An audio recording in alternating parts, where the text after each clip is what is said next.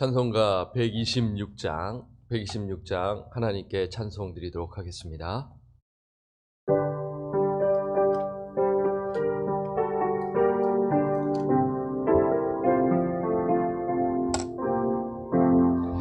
천사 찬송하기를 거룩하신 그 주께 영광 돌려보내세 그 주 오늘 나셨네. 크고 작은 나라들 기뻐와 답하여라. 영광 받을 왕의 왕 베들레헴에 나신 주 영광 받을 왕의 왕 베들레헴에 나신 주 오늘 나신 예수는 하늘에서 내려와 전혀 몸에 나셔서 사람 몸을 입었네. 세상 모든 사람들 영원하신 주님께 영광 돌려보내며 높이 찬양하여라. 영광 돌려보내며 높이 찬양하여라. 이로우신 예수는 평화의 왕이시고 세상 빛이 되시며 우리 생명 되시네. 죄인들을 불러서 거듭나게 하시고 영생하게 하시리. 왕께 찬양하여라. 영생하게 하시리. 왕께 찬양하여. 3절 한 번 더요. 의로우신 예수는 평화의 왕이시고 세상 빛이 되시며 우리 생명 되시네. 죄인들을 불러서 거듭나게 하시고 영생하게 하시리. 왕께 찬양하여라. 영생하게 하시리. 왕께 찬양하여라.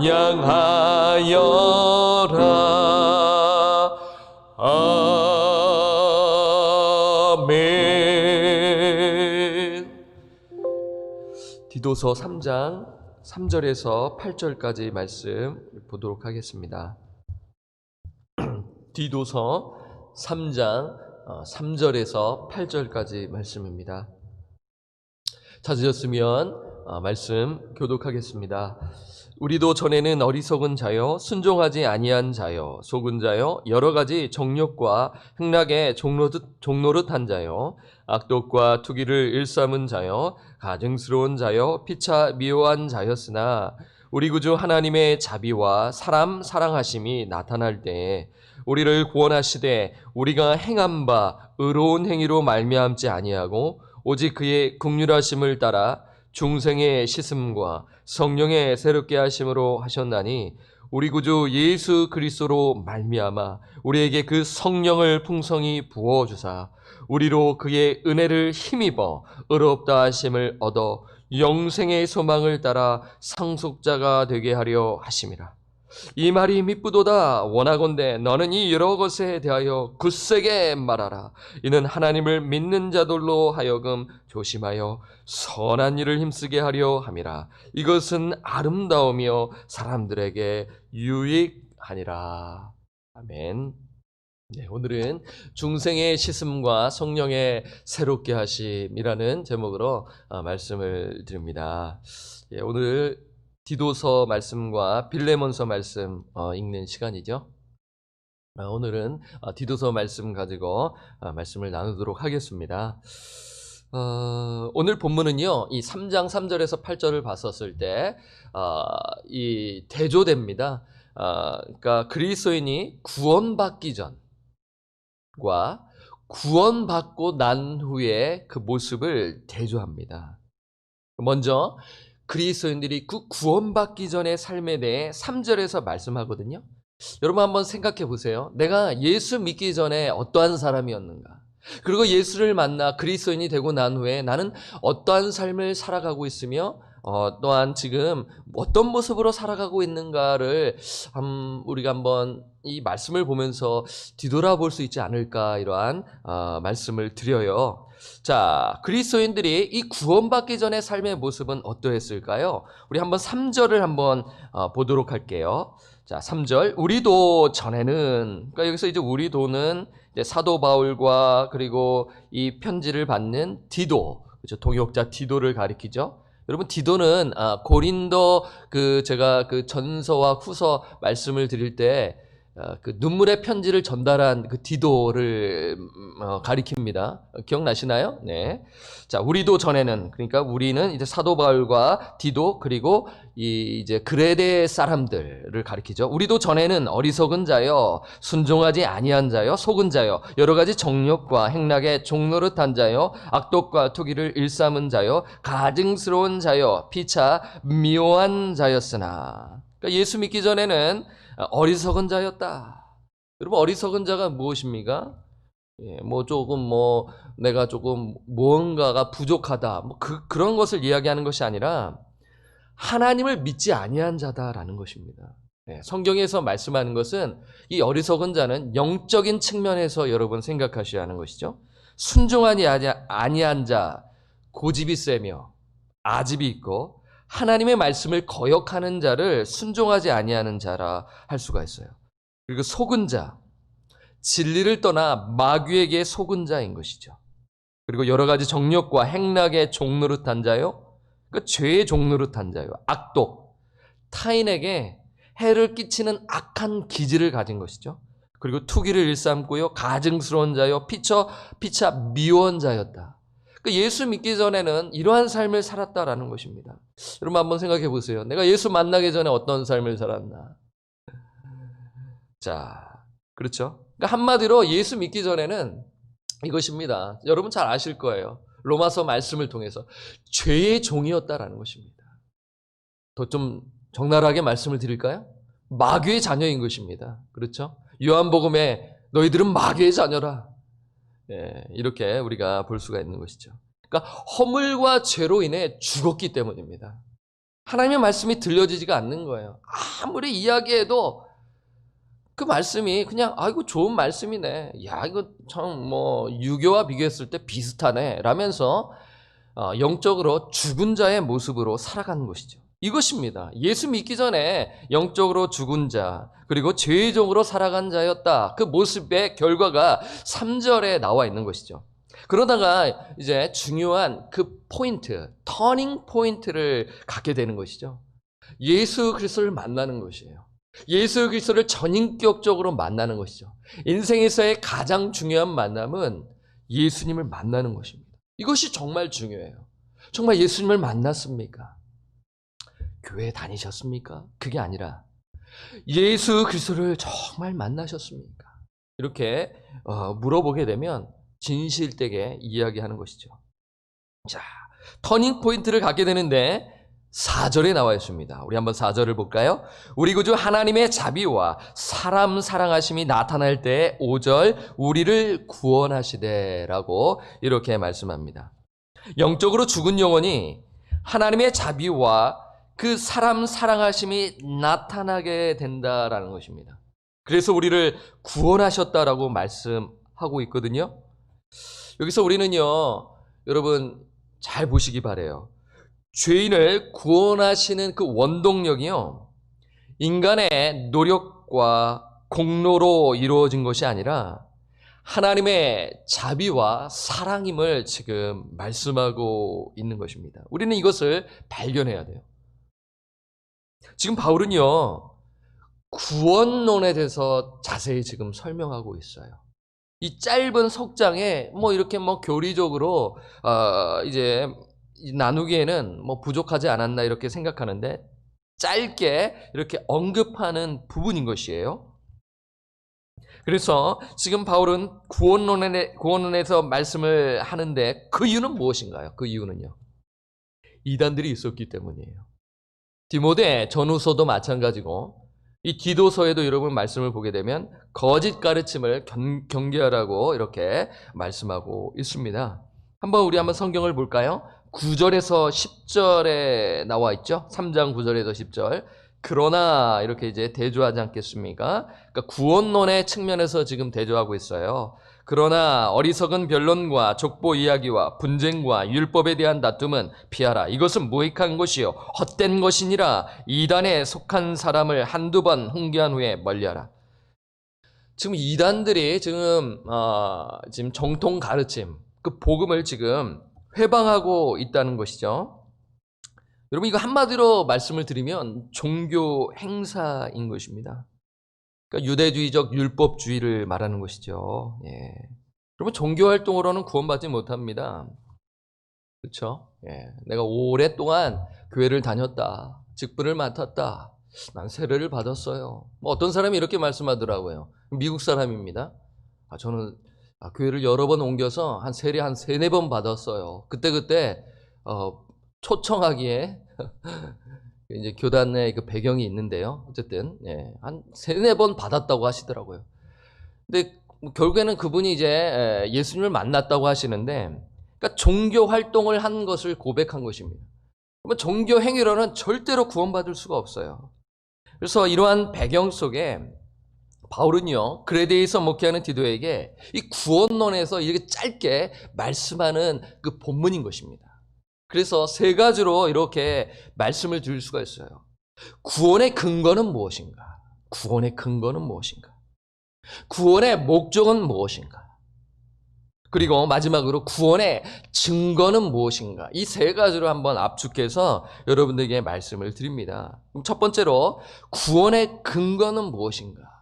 여러분, 이걸 교리적으로 여러분 잘 아셔야 돼요. 교리는 너무 딱딱하지 않나요? 교리 배워야 합니까? 여러분, 배우셔야 합니다.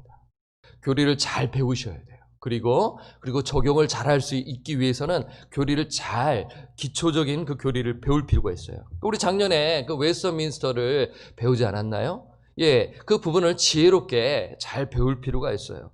왔다 갔다. 이 구원론에 있어서 왔다 갔다 하면은 이제 이단들이 이 구원론 가지고 장난을 하지 않겠습니까?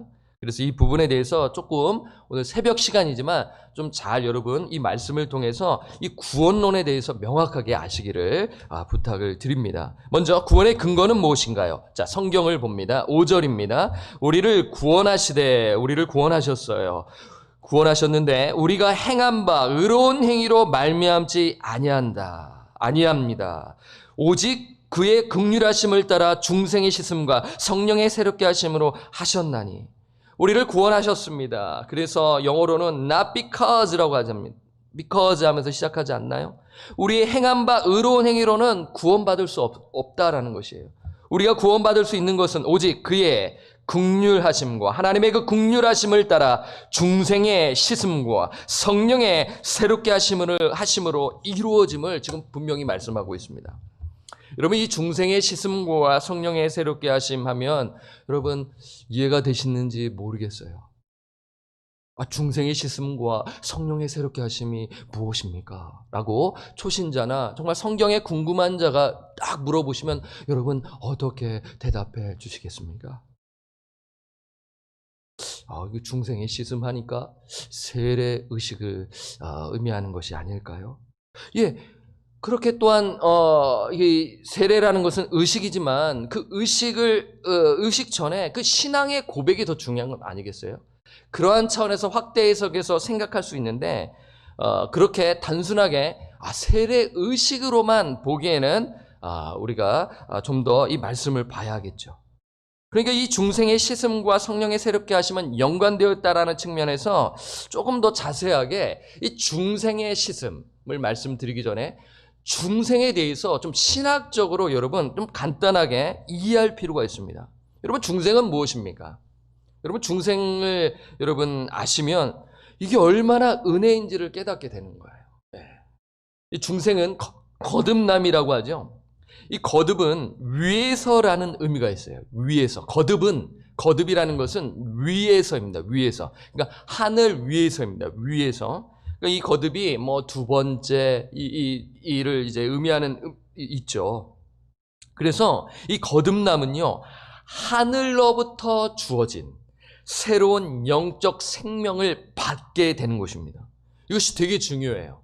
그러니까 거듭남은 오히려 이제 거듭남이라는 표현보다는 중생이 더 오히려 적합하다고 할 수가 있는데 우리에겐 좀 익숙한 게 이 거듭남이죠. 거듭남을 좀 많이 써요. 오히려 거듭남이라는 표현보다는 본어게인이 오히려 이 거듭의 그 의미를 더 살립니다. 왜냐하면 이 한국 사람들이 자꾸 우리는 거듭나겠습니다라는 말을 너무 자주 사용하잖아요. 정치인들이 우리는 다시 거듭나겠습니다.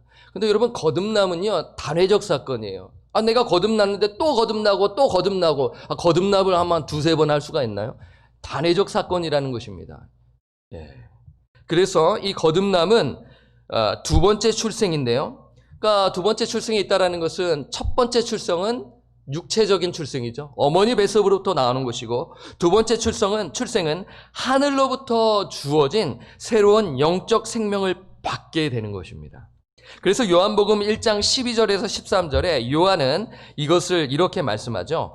영접하는 자 곧 그 이름을 믿는 자들에게는 하나님의 자녀가 되는 권세를 주셨으니 이는 혈통으로나 육적으로나 사람의 뜻으로 나지 아니하고 오직 하나님께로부터 난 자들이니라. 하나님께로부터 난 자가 거듭난 것을 의미하는 것이죠. 그래서 요한 1, 2, 3서를 보게 되면 특히 1서에 하나님께로부터 난 자는 하나님을 사랑하고 이웃을 사랑한다라는 측면에서 그 하나님께로부터 난 자에 대해서 상당히 강조하는 것이죠. 그래서 하나님께로부터 난 자들은 중생한 영혼을 가리킵니다. 그래서 신학자 그루뎀은 중생에 대해 아주 정확하게 이해할 수 있게끔 정의하는데요. 중생은 하나님께서 우리에게 새로운 영적 생명을 부여하시는 신비스러운 하나님의 사역입니다. 하나님의 사역이라는 것이에요. 그렇다면 중생의 씻음에서 씻음은 어떤 의미가 있나요? 그러니까 중생에 대한 이제 개념이 이해가 되면 이 씻음이 연결되어 질 수가 있다라는 것입니다. 그래서 우리가 이것을 알기 위해서는 제가 전에 칼럼을 통해서 말씀을 드렸고요. 그리고 제가 한 3년 전에 요한복음 3장에 대해서 거듭남이란 무엇인가라는 말씀을 드린 적이 있습니다. 그 말씀을 기억하시는 분은 복습하시는 차원에서 말씀을 들으시면 좋을 것 같아요. 자, 그러면 우리가 한번 요한복음 3장으로 한번 가보도록 하겠습니다. 예수님께서 말씀하신 이 거듭남에 대해서 우리가 알면은 오늘 디도서에서 말씀하는 중생의 씻음이 어떤 말씀인가를 깨닫게 되는 것이죠. 요한복음 3장 3절을 보게 되면 예수께서 대답하여 이르시되 진실로 진실로 내게 이르노니 사람이 거듭나지 아니하면 하나님의 나라를 볼 수 없느니라. 그러니까 여기서 거듭남이라는 것은 위로부터라는 의미인 것입니다. 어떻게 보면 지금 이렇게 볼 수가 있어요. 니고데모에게는 이 거듭남이 생소한 단어가 아닐까 생각이 들 수 있어요. 4절에 보면 이해를 하지 못하죠. 니고데모가 이르되 사람이 늙으면 어떻게 날 수 있사옵나이까? 두 번째 모태에 들어갔다가 날 수 있사옵나이까? 라며 이해를 못하고 있는 것이죠. 그래서 그러니까 예수님께서 너가 거듭나야 새로운 생명을 받아야 너가 하나님의 나라에 들어갈 수 있다라는 것을 단호하게 말씀하시면서 다시 풀어서 말씀해 주시는 것이 5절입니다. 예수께서 대답하시되 진실로 진실로. 얼마나 중요해요. 진실로 진실로. 아멘 아멘이죠. 내게 이르노니 사람이 물과 성령으로 나지 아니하면 이 거듭나지 아니하면, 물과 성령으로 나지 아니하면 하나님의 나라에 들어갈 수 없느니라. 여러분, 요한은요, 이 하나님의 나라보다는 영생을 상당히 많이 쓴 사도였어요. 근데 요한도 하나님의 나라를 지금 언급하지 않나요? 얼마나 중요해요. 그렇죠? 우리 인생에 있어서 정말 중요한 것은 하나님의 나라, 예, 그 천국 백성, 하나님의 자녀가 되는 것이 중요하다라는 것을 지금 강조하고 있는 것 아니겠습니까? 그런데 지금 예수님께서는 물과 성령으로 거듭나지 아니하면, 나지 아니하면 하나님의 나라에 들어갈 수 없다. 그러니까 여기서 물은 무엇이며 여기서 성령은 무엇인가라는 그런 의문점이 드는 거예요. 여러분, 궁금하지 않으셨나요? 저는 이 MDB, 좀 Master of Divinity, 목회학 석사를 공부하기 전에 이 부분에 대해서 상당히 고민이 있었는데 책을 통해서 제가 알게 된 것이죠. 아시는 분은 아실 거예요. 성경 공부를 통해서요. 여기서 물은 먼저 간단하게 말씀으로 볼 수가 있어요. 말씀으로 보는 해석이 많이 있는데요. 하나님의 말씀이 우리를 새롭게 하기 때문입니다. 그러니까 여기서 물은 하나님의 말씀으로 해석하는 그러한 경우가 있고요. 두 번째는 이 물을 그냥 그 문자 그대로 정결케 됨을 뜻하는 것으로 생각할 수가 있어요. 이것도 우리가 생각해야 하는 것은 무엇이냐면 지금 누구랑 대화하고 있어요? 니고데모랑 대화하는 것이에요. 율법 학자입니다. 율법의 정통한 학자인 것이에요. 그래서 예수님께서는 이 니고데모가 알아들을 수 있게끔, 성경을 통해 깨달을 수 있게끔 지금 말씀하는 것이죠. 그래서 예수님께서 앞에서는 거듭남을 얘기했을 때는 이해를 못했지만 뒤에서 이 5절에서는 물과 성령으로 언급했었을 때는 이 구약 성경을 잘 아는 니고데모는 에스겔서 말씀이 딱 떠올라진다라는 것이에요. 여러분, 이 부분을 잘 기억하시면서, 정말 요한복음이 어려운 성경이잖아요. 그러면 제가 이 말씀을 드리는 것은 여러분들이 이것을 기억하셔서 딱 성경을 펴서 성경을 성경으로 해석하여 여러분 이 말씀을 나누어 주시면 좋지 않을까요? 에스겔서 우리가 한번 36장을 가보도록 하겠습니다. 에스겔서 36장을 펴보게 되면 그 유명한 새 영과 새 마음을 이스라엘 백성들, 그러니까 포로 생활하는 백성들에게 주실 것을 약속하시는 본문 아니겠어요? 잠시만요. 네, 죄송합니다. 36장 25절을 보게 되면은 니고데모가 이 말씀이 딱 떠올라졌을 것이야. 물과 성령? 25절, 맑은 물을 너희에게 뿌려서 너희로 정결하게 하되 곧 너희 모든 더러운 것에서, 모든 우상 숭배에서 너희를 정결하게 할 것이며. 여러분, 여기서 물은 이제 제사장들이 물을 뿌리고 제사를 드리는 것을 생각하시면 돼요. 물을 뿌리는 것은 부정한 것을 정결하게 하는 것이에요. 그렇죠? 그 정결함 때문에 지금 물을 뿌리지 않겠어요? 지금 당시 포로 생활하는 이스라엘 백성들, 하나님께서 회복시켜 주셔야만 한 것이었어요. 에스겔의 그 말씀을 통하여 그들의 그 굳은 마음을 풀어주시고 그 마음을 정결해 주실 필요가 있다는 것입니다. 왜 그런가요? 그들은 우상 숭배로 이미 포로로 끌려가기 전에 자신과 하나님을 더럽혔기 때문이에요.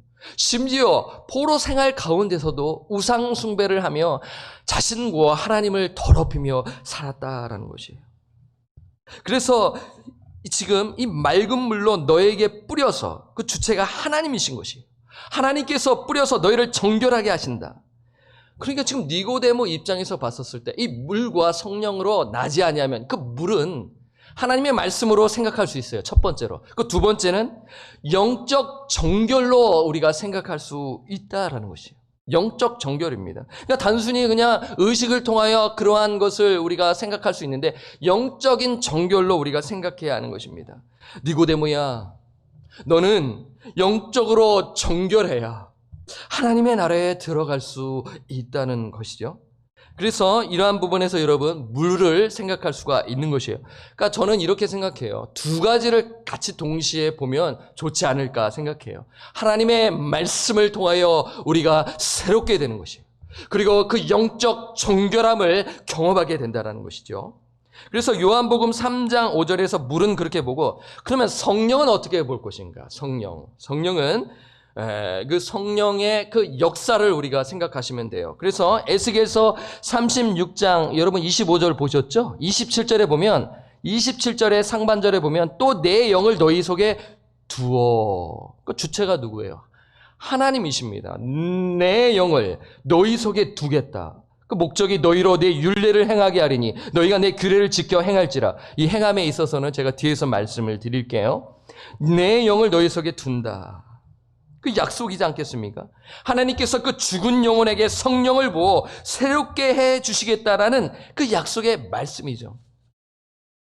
그래서 에스겔서 36장 26절에 또 한번 보세요. 또 새 영을 너희 속에 두고 새 마음을 너희 속에 주되 너희 육신에서 굳은 마음을 제거하고 부드러운 마음을 줄 것이며. 주체가 누구예요? 하나님이십니다. 그러니까 이 종합하면 새 영과 새 마음을 주는 것을 성령의 새롭게 하심. 그러니까 물과 성령으로 물과 성령으로 나지 아니하면 하나님의 나라에 들어갈 수 없다라는 것을 그 물을 그러니까 오늘 디도서 말씀 영적 정결 그렇죠. 제가 영적 정결이라고 말씀드렸잖아요. 그러면 성령의 새롭게 하심으로 볼 수가 있는 것이죠. 물과 성령으로 나지 아니하면 그 물은 영적 정결 그리고 성령은 그 성령의 새롭게 하심 그 새 영을 하나님 아버지께서 너희 속에 두고 새 마음을 너에게 주되 굳어 있잖아요. 딱딱해 있잖아요. 말씀이 들려지지가 않아요. 아무리 들려줘도 무덤덤해요. 예, 반응하지 않아요. 답답한 것입니다. 알기는 알아요. 그런데 이렇게 말씀하는 분들이 있죠. 이 말씀 좋아요. 유교에도 좋은 말씀이 있고 다른 데도 왜 좋은 말씀이 있고 겹치는데 왜 성경 말씀만이 왜 유일한 말씀입니까? 난 도저히 받아들일 수가 없어요. 예수 그리스도의 죽음과 부활도 내가 알겠어요. 그거 참 좋은 거예요. 알겠어요. 근데 믿어지지가 않는다라는 것이 성경이 하나님의 말씀으로 믿어지지 않는다라는 것이에요. 여러분 이 부분을 전도를 통해 경험하는 것입니다.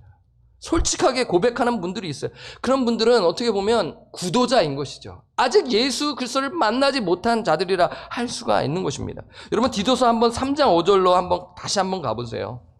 그러면 제가 앞에 요한복음 3장 3절과 5절 그리고 에스겔서 36장 26절 이 말씀 석절을 가지고 한번 보시면 한번 읽어보면 우리를 구원하시되 우리가 행한 바 의로운 행위로 말미암지 아니하고 그러니까 우리의 구원은 우리의 행한 바 의로운 행위로 말미암지 아니하고 분명히 얘기합니다. 우리 오직 그의 긍휼하심을 따라 중생의 씻음 영적 정결입니다. 물과 성령으로 나지 않는다. 그 영적 정결을 가리키는 거죠. 중생의 씻음은요. 이해되시나요? 그리고 성령의 새롭게 하심. 성령을 가리키는 거예요. 좀 더 풀어서 어떻게 보면 지금 디도서에서는 좀 어렵지만 3장 5절에 말씀하고 있는데 이것을 요한복음 3장과 에스겔서 36장을 같이 연결해서 보게 되면 연결되어 볼 수 있다라는 것입니다. 여러분 좀 이해하시나요?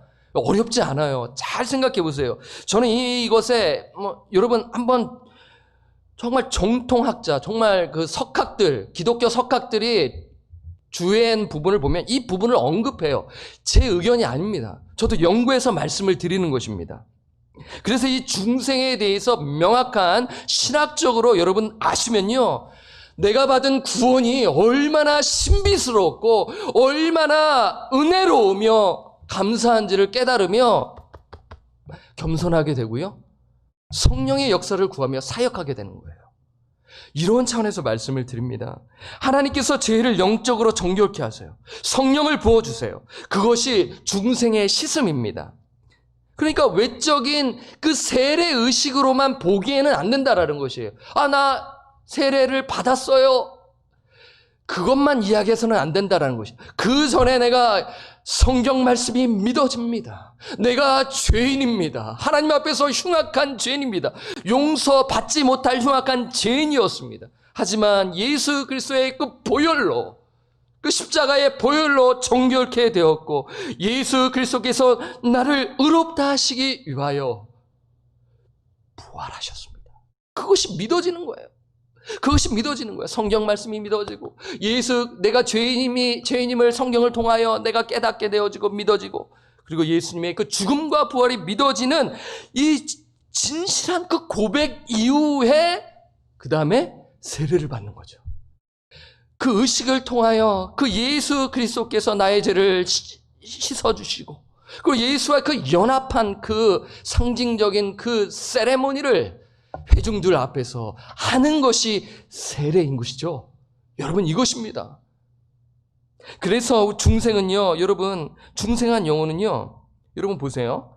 이렇게 볼 수 있어요. 중생의 씻음과 성령의 새롭게 하심 같이 연결돼서 보는데 시간적 순서가 아주 비슷하죠. 영적으로 우리가 거듭나게 되고 그 다음에 어떻게 해요? 성령의 새롭게 하심을 얻게 되는 거예요. 그러니까 성화의 과정인 것이죠. 하나님의 말씀을 따라 성령을 쫓아 살아가는 인생이 되는 거예요.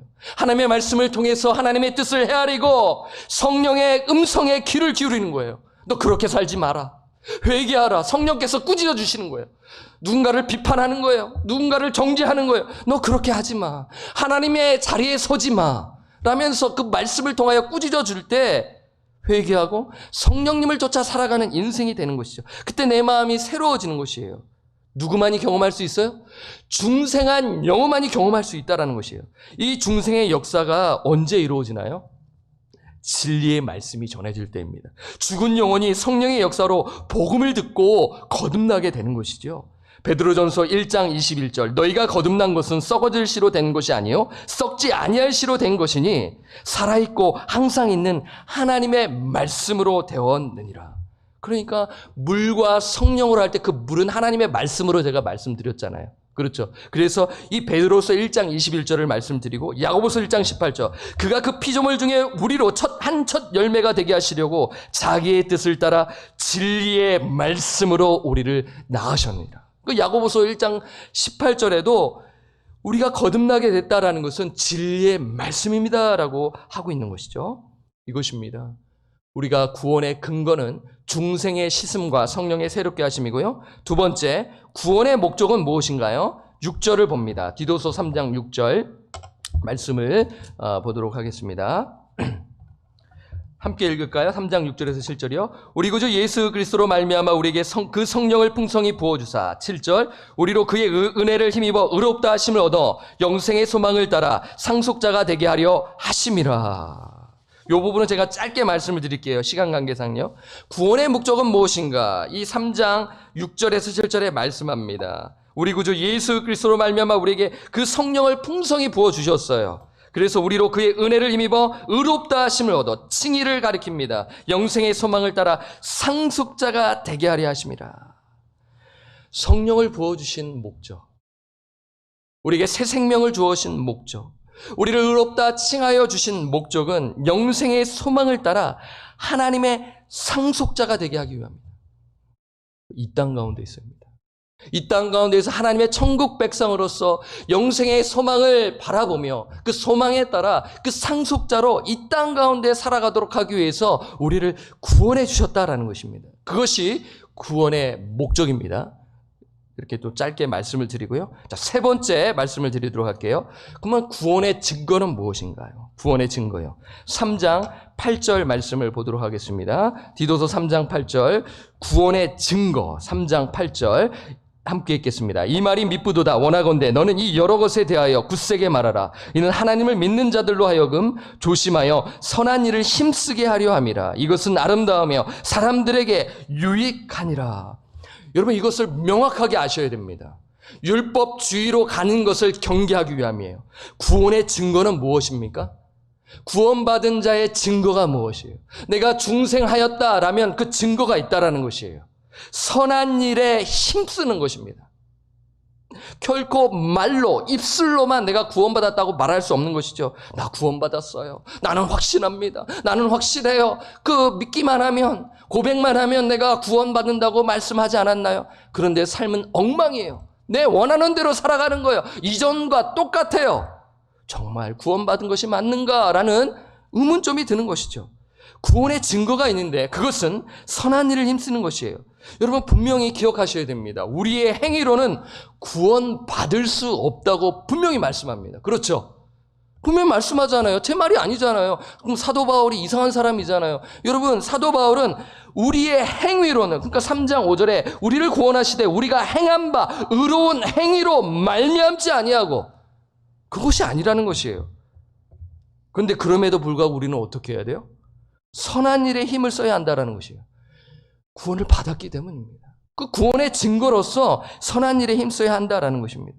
오해하지 마십시오. 선한 일은 구원의 조건이 아니라 구원의 필연적인 증거라는 것입니다. 그러니까요, 여러분, 이렇게 하실 수 있어요. 사역을 하다 보면은요, 억지로 시켜서는 안 된다라는 것이에요. 정말 예수 그리스도 믿는 믿음 위에서 하는 부분에서 점검이 이루어져야 하는 것이에요. 정말 그런 게 있다면 자원하는 마음으로 그 구원의 증거로서 나타내야 한다는 것입니다. 근데 그것이 안 나타나진다면 기다려야겠죠. 고백하는 경우도 있습니다. 복음을 전할 때 저는 아직 확신이 없습니다. 여러분, 이것입니다. 그래서 목회자와 중직자분들께서는, 특히 목회자는요, 그 영적인 상태를 잘 생각하면서 직분자를 잘 세워야 하고요. 그거예요. 아직 내가 확신이 없고 이 말씀에 대한 확신이 없는데 교회를 어떻게 섬깁니까? 이 부분이 명확하게 하지 않는다면 어려움을 당하게 돼요. 아니, 집사님이신데, 아니, 그건 제가 이전 교회에서 경험하는 것입니다. 다른 종교에도 구원이 있다라고 말씀을 하시는 거예요. 아니, 집사님 직분을 받았는데 말입니다. 여러분, 중생한 영혼은 구원의 은혜에 감사하여 선한 행동을 하는 것이죠. 구원받은 자의 증거인 것이에요. 그래서 여러분, 디도서에서 가르치는 핵심은 선한 행동이라 할 수 있어요. 그래서 목회서신 이 디모데 전후서 디도서에서는 선한 일이 14번 기록되어 있어요.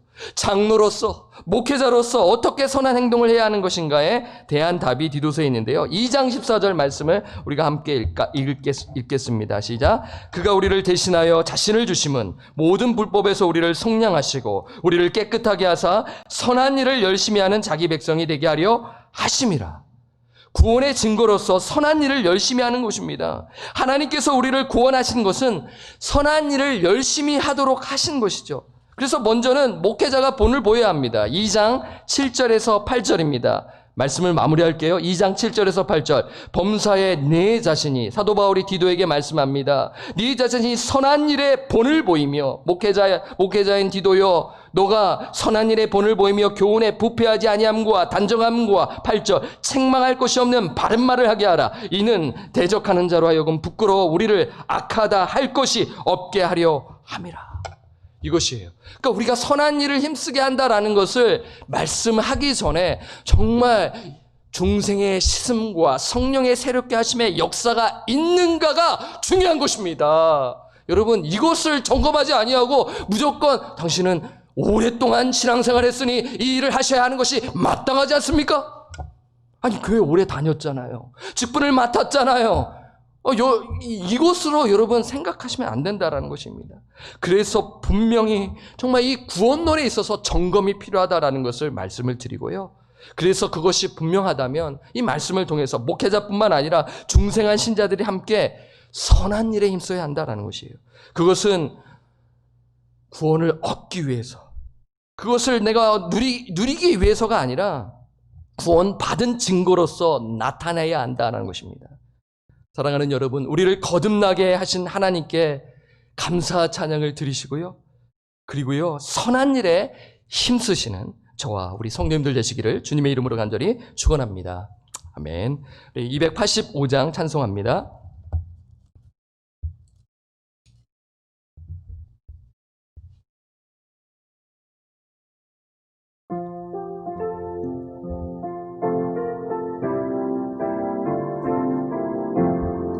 주의 말씀 받은 기나 참 기쁘고 복되도다. 이 기쁨만 먼 이겨서 온 세상에 전하노라. 기쁜 날 주 나의 죄 다 씻은 날 늘 깨어서 기도하고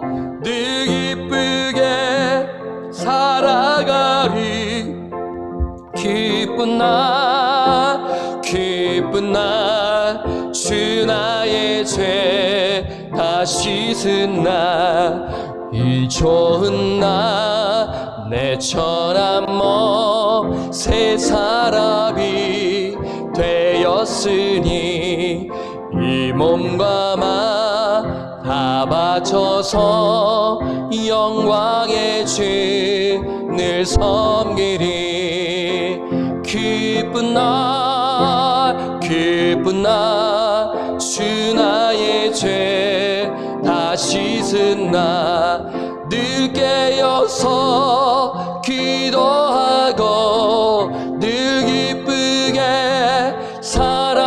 살아가리 기쁜 날 기쁜 날 주 나의 죄 다 씻은 날 새 사람 내 그날부터 평안한 마늘 있어서 이 복된 말 전하느니 나의 범필 삼았도다 기쁜 날 기쁜 날 주 나의 죄 다 씻은 날 늘 깨어서 기도하고 늘 기쁘게 살아가리 기쁜 날 기쁜 날 주 나의 죄 다 씻은 날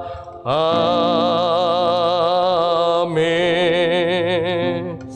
예, 오늘은 정말 기본적인 기초적인 구원론에 대해 말씀을 드렸습니다. 여러분 성경을 보면 볼수록 가장 신비스럽고 어려운 것이 무엇이냐면 저는 그렇습니다. 구원론입니다. 간단하지만 이 구원론에 있어서 성경적인 해석이 필요한 것이죠. 여러분 히브리서 말씀을 보게 되면 더욱더 이 구원론에 대해서 고민에 빠지게 됩니다. 나는 어떻게 구원을 받았는가? 교회 출석과 종교의식이 아니라 진리의 말씀 복음을 통해서입니다. 이것이 분명해야 합니다. 내 입술에서 하나님의 말씀 복음을 통해서 내가 하나님의 자녀가 되었습니다. 성경 말씀이 믿어지고 내가 죄인임을 깨닫게 되고 예수 그리스도의 그 죽음과 부활이 믿어집니다. 여러분 단순한 그 지식적이고 입술만의 고백이 아니라 정말 전인격적인 고백인 것이죠. 이것이 나와야 합니다. 하나님께서 그러한 고백을 할 수 있게끔 성령을 부어주셨고요 거듭나게 하셨기 때문입니다. 저는 그렇게 믿어요. 성경이 하나님의 말씀이 믿어지도록 내가 죄인임을 깨닫도록 예수 십자가 부활이 믿어지도록 인도해 주셨습니다. 그래서 성령의 역사가 필요한 것이죠. 그것이 중생의 씻음과 성령의 새롭게 하심입니다. 하나님께서 우리를 구원하신 목적은 하나님의 상속자로 이 땅 가운데서 영생을 소망을 가지며 선한 일에 힘쓰도록 우리를 부르셨습니다. 그 선한 일은 구원의 증거입니다. 내가 그 선한 일을 자랑할 수 없어요. 성령께서 나와 함께 하시고 예수님이 함께 하시기 때문에 열매를 맺는 삶을 살게 되는 것이죠. 그래서 목회자로서 장로로서 권사로서 안수집사로서 성도로서 교회를 섬기고 선한 일을 감사함으로 감당하도록 성령을 부어주셨습니다. 여러분 이것이 믿어지십니까? 깨달아지십니까? 아멘이십니까? 그러면 내가 선한 일을 힘쓰도록 하나님 저를 새롭게 하여 주시고 자원한 마음을 주셔서 몸된 교회를 잘 섬길 수 있도록 인도해 달라고. 여러분 한번 2021년을 준비하시면서 내가 받은 그 구원의 은혜를 감격하며 이런 은혜이구나 교리적으로 여러분 아시면 성경이 읽혀지고 들려지고 가르칠 수 있지 않겠어요? 예, 이런 부분에서 한번 여러분 기도하시기를 바라고요. 두 번째, 선교사님을 위해서 기도합니다. 중생의 역사, 복음이 전해질 때 성령의 역사가 일어나 하나님의 나라가 확장되게 하옵소서. 특히 이슬람권, 터키와 이집트, 이슬람 지역을 위해서 기도해 주시고 일본 땅을 위해서 특별히 기도해 주십시오. 세 번째, 온라인 사역을 위해서 기도합니다. 이번 주 성탄 예배가 있을 예정이고요. 송구 영신 예배 또한 있을 예정입니다. 또한 내년에 특별 새벽 기도회가 있고요. 내년에 또 온라인 사역이 조금 더 확대될 것으로 또 생각합니다. 지금 또 이렇게 고민 중에 있고 여러 가지로 또 기도하면서 준비 중에 있습니다. 여러분 온라인 사역을 사역을 위해서 기도해 주시기를 바랍니다. 오늘 이 말씀 정말 성령의 역사, 중생의 역사, 정말 이미 거듭난 영혼은 그 심령이 더 강건하게 하시고 아직 예수 그리스도를 만나지 못한 영혼에게 복음이 전해져서 이 온라인 사역을 통하여 예수님을 만나는 놀라운 그 구원의 역사가 일어나게 해달라고 여러분 또한 이 온라인 사역을 위해서 기도해 주시기를 부탁드립니다. 제가 마무리 기도하고 오늘 수요 새벽 예배를 마치도록 하겠습니다. 기도합니다. 참 좋으신 하나님 아버지, 주님의 은혜와 사랑에 감사함을 드립니다. 아버지, 온라인 예배를 드릴 수 있도록 이렇게 매일매일 하나님 이렇게 드릴 수 있도록 인도해 주심에 감사합니다. 하나님께서 또한 허락해 주셔서 말씀을 전하고 나눌 수 있는 특권을 부여하여 주심에 감사합니다. 그리고 함께 새벽을 깨워 온라인 예배를 또 함께 드릴 수 있는 또 우리 권속들 허락해 주심에 감사함을 드립니다. 직장에서, 가정처사에서 영이신 하나님을 바라보며 예배하는 우리 성도님들을 기억하여 주시고 성령의 충만함, 성령님의 그 임재하심을 풍성히 가정과 직장 가운데 누리며 오늘 하루 승리의 삶을 살아가도록 주님 복을 내려주시고 이끌어 주시옵소서. 하나님 아버지, 간절히 기도하는 것은 오늘 이 말씀을 묵상하며 기도합니다. 우리가 받은 구원의 은혜인 것입니다. 우리가 구원을 받은 것은 우리를 구원하시되 우리의 그 의로운 행위로 말미암지 아니하고 그 하나님의 그 긍휼하심을 따라 중생의 씻음과 성령의 새롭게 하심으로 말미암아 우리를 구원하셨다고 말씀하셨습니다. 하나님, 우리를 거듭나게 하셨습니다. 우리에게 영적 새로운 생명을 우리에게 이미 부어주셨습니다. 아버지께서 그것을 허락해 주신 것은 상속자로 그 영생의 소망을 따라 이 땅 가운데서 아버지 나그네의 삶을 살아가되 아버지 하나님의 백성으로서 이 땅 가운데 상속자로 그리고 또 영원하신 하나님과 아버지 영원한 교제를 바라보며 살아가도록 우리에게 은혜를 부어주셨고 성령을 부어주셨습니다. 감사합니다. 그리고 또한 우리에게 하나님 아버지 구원을 허락하신 것은 선한 일을 힘쓰게 하려 함입니다. 우리가 구원을 받았기 때문에 구원의 증거로서 선한 일에 힘쓰게 되는 것입니다. 디도서 말씀을 통하여 장로로서, 목회자로서, 또한 성도로서 어떻게 살아야 할지를 자세하게 말씀하고 있어오니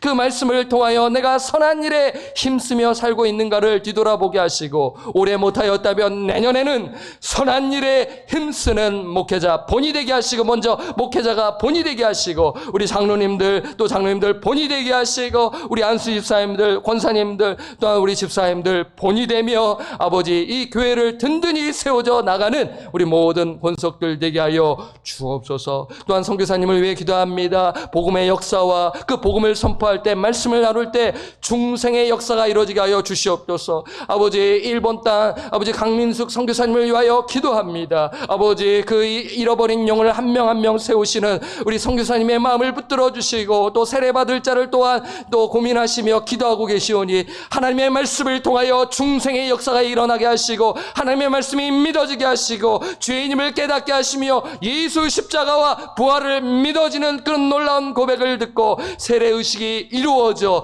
아버지의 하나님의 나라가 확장되는 놀라운 그 일본 땅이 되게 하여 주옵소서. 이스라엘권을 기억하시고 이집트와 터키 땅을 기억하여 주셔서 온라인 사역을 통하여 아버지 그 교회가 확장되고 하나님의 나라가 확장되어지는 그 교회 개척 운동 또한 하나님께서 기억하시고 이끌어 주옵소서. 하나님 또한 온라인 사역을 마지막으로 기도합니다. 아버지 올해 이렇게 열심히 또 준비하였지만 내년에 조금 더 확장해서 할 생각입니다. 그러한 계획입니다. 하나님께서 인도하여 주셔서 아버지 온라인 사역이 주님의 뜻 가운데서 잘 이루어지게 하여 주옵소서. 송구영신 예배와 성탄 예배 가운데 하나님께서 함께 하시고 말씀을 통하여 하나님께서 성령의 음성을 들려주셔서 우리가 새해를 잘 준비하고 또 성탄 예배를 잘 준비하는 우리 모든 권속들 되게 하여 주옵소서. 그리고 또한 내년에 아버지 사역이 하나하나 이루어져 가는데 목회자만 열심히 하는 것이 아니라 온 성도님들이 하나가 되어 함께 서로 세워주고 연합하여 나아가는 우리 방주교회가 되게 하시고 특히 복음 하나님의 말씀에 귀를 기울이며 그 말씀으로 무장하고 나누고 그리하여 우리 교회가 든든히 주의 그 예수 그리스도의 반석 위에 굳건히 서는 교회가 되게 주님 성령님이여 역사하여 주시옵소서. 감사와 찬양을 드렸고 우리를 구원하여 주신 존귀하신 예수님의 이름으로 간절히 기도드립니다. 아멘. 하늘에 계신 우리 아버지여, 이름이 거룩히 여김을 받으시오며 나라가 임하시오며 뜻이 하늘에서 이루어진 것 같이 땅에서도 이루어지이다. 오늘날 우리에게 일용할 양식을 주옵시고 우리가 우리에게 죄 지은 자를 사하여 준 것 같이 우리 죄를 사하여 주옵시고 우리를 시험에 들게 하지 마옵시며 다만 악에서 구하옵소서. 대개 나라와 권세와 영광이 아버지께 영원히 있사옵나이다. 아멘. 내일 뵙도록 하겠습니다.